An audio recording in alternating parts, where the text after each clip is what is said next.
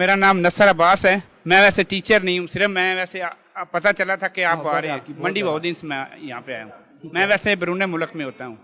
एक सवाल है कि पूरी दुनिया में जहाँ पे भी हम जाते हैं कि यहूदियों की चीज़ें अच्छी हैं, उनकी क्वालिटी अच्छी है, उनके चाहे खाने पीने की चीज़ें हैं या वैसे हैं, यहूदियों की चीज़ें अच्छी हैं। हम मुसलमानों की चीज़ें अच्छी नहीं होती, क्वालिटी अच्छी नहीं होती। अगर मैं यूरोप की बात कर रहा हूँ, पाकिस्तान में तो इतनी नहीं है यहूदियों की चीज़ें, वैसे ऑल ओवर द वर्ल्ड की बात कर रहा हूँ। वहाँ पर हमें ये मसला बनता है कि हम बेसिकली मुस्लिम हम वहाँ पे बहुत पसमानदा हैं, बहुत पीछे हैं। अगर कोई गलत काम कर रहा है तो वहाँ पे मुस्लिम होगा, ईसाई भी नहीं होगा, मुसलमान होगा पीछे। ये मसला फ़लस्तीन का तो बहुत दूर की बात है, कोई मुसलमान जाके इकट्ठा हो जाके स्ट्राइक करे या कोई वहाँ पे एहतजाज करे। सिर्फ मसला ये कि हम मुसलमान थोड़ा तरीका बता दें हमें कि हम इसके लिए क्या पूछा। इसी बहाने चंद और बातें कर जाऊंगा आपसे। यहूदियों की जो चीज़ें बहुत अच्छी होती हैं, क्वालिटी बहुत अच्छी होती है, जैसा कि आपने कहा, कुछ चीज़ों को आप मान लेते हैं, कुछ चीज़ों पे बात की जा सकती है।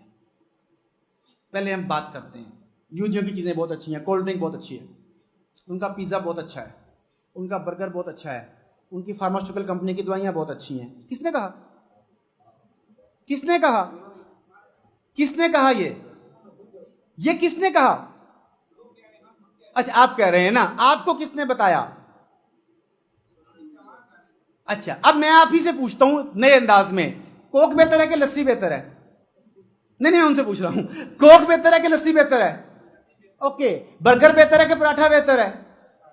अच्छा, पिज्जा बेहतर है कि कीमे वाला नान चंगा है? जी, मैं आपसे पूछ रहा हूं। मैं अभी आगे जाऊंगा, मैं पहले सिर्फ यस नो, ये चीजों में से कौन सी चीजें किसकी बेहतर है? ओके, अब आते हैं फार्मास्यूटिकल इंडस्ट्री, जिसे फार्मास्यूटिकल माफिया कहा जाता है इस वक्त, जिसकी दवाइयां और अब आपको वैक्सीन भी जबरी लगाई जाएगी, जो सारा कुछ होगा, ये एक माफिया है। सवाल ये है, जो आपकी तिब्बे यूनानी थी, जिसे लोग तिब्बे नबी भी कहते हैं, दूसरे तरीके इलाज, जो देसी तरीके इलाज थे, उनके साइड इफेक्ट्स ज्यादा हैं या एलोपैथिक के ज्यादा हैं? तो आप मानते भी हैं कि वो नुकसानदेह है, लेकिन आप प्रोपेगेंडा का शिकार हो गए। अब ये प्रोपेगेंडा कैसे काम करता है, this is much important to understand. हम कई हदीस में, रवायात में पढ़ते हैं, कुछ लोग डिबेट भी करते हैं, लेकिन हम लफ्ज को लेकर चलते हैं दज्जाल के ऊपर। दज्जाल निकला दजल से। दजल कहते हैं झूठ को, झूठ कहते हैं फ्रेब को।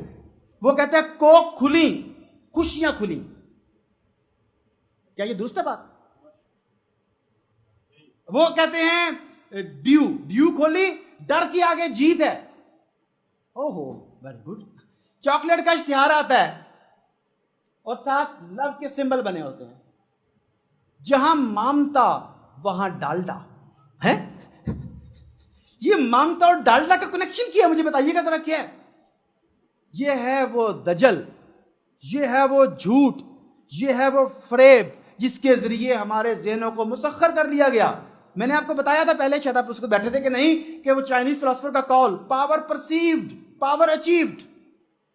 उन्होंने अपनी बर्तरी का ऐसा सिक्का हमारे ज़हनों पर जमा दिया, हमने आंखें बंद करके मान लिया कि इनका निजाम ठीक है, डेमोक्रेसी ठीक है, इनका निजाम है। हमने आंखें बंद करके मान लिया इनका तरीका इलाज ठीक है, क्योंकि ये ठीक होंगे। हमने आंखें बंद करके मान लिया कि इनका तर्ज जंग ठीक होगा, अपने लोग जंग सीखने के लिए वहां भेजो, क्योंकि उन्होंने हमारे ज़हन पर यह सिक्का बिठा दिया। हमें उनकी गुलामी से निकलने से पहले खुद को ज़हनी गुलामी से आज़ाद करना होगा। हमें उनके हर कदम के ऊपर, उनके हर स्टेप के ऊपर सवाल उठाना होगा, और यकीन मानिए आंखें खुल जाएंगी आपकी। आपका बहुत शुक्रिया, आपकी वजह से मुझे बात करने का मौका मिला, वरना ये बात मैं कैसे करता।